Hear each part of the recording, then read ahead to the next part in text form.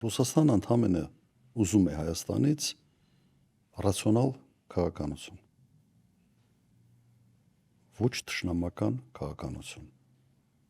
Ռուսաստանը ուզում է փոխադարձ շահերը հարգվեն։ Սա այնքան է հասկանալի ինձ համար։ Ռուսաստանը չի ուզում, որ իրեն ասեն, գիտես դու ինչքան ես ուզեմ քո հետ հարաբերություններ պահել, այնքան պահելու եմ, երբ ես մտափոխվեմ, ես թռնելու եմ ինչ որ միտեղ։ Սա վիրավորական է։ Վիրավորական է։ Ռուսաստանը ուզում է Հայաստանից կանխատեսելի հարգալից վերաբերմունք Ռուսաստանի նկատմամբ։ Եվ ինքը պատրաստ է Հայաստանի նկատմամբ նույնպես վարել կանխատեսելի եւ հարգալից քաղաքականություն։ Այն ինչ որ եղել է միշտ։ Ես կրկնեմ, երբեք չի եղել որևէ ինչ որ ճնշման փորձ չի եղել։ Հակառակը, եւ մենք շահում ենք։ Մենք միջին 65 դոլարով ենք, դոլար գնով ենք առնում գազը Ռուսաստանից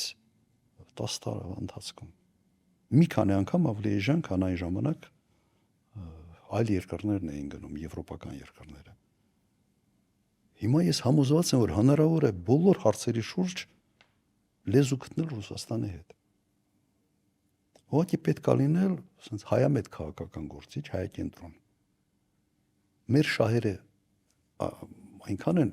համընկնում աշխարհակաղակական առումով Ռուսաստանի շահերի հետ, իսկապես բաները եզրերը շատ են։ Մեր շուկաները իրար փոխլարացնում են, մենք փոխլարացնող տնտեսություններ ունենք։ Բնական ձևով, այսպես ասենք, մեր շահերը շատ հարցերում համընկնում են։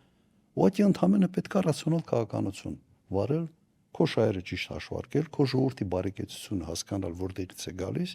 եւ վարել հայամետ քաղաքականություն, հայակենտրոն։